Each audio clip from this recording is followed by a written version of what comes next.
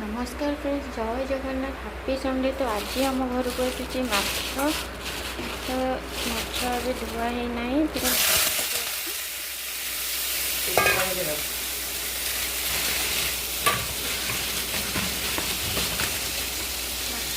तो ये माछ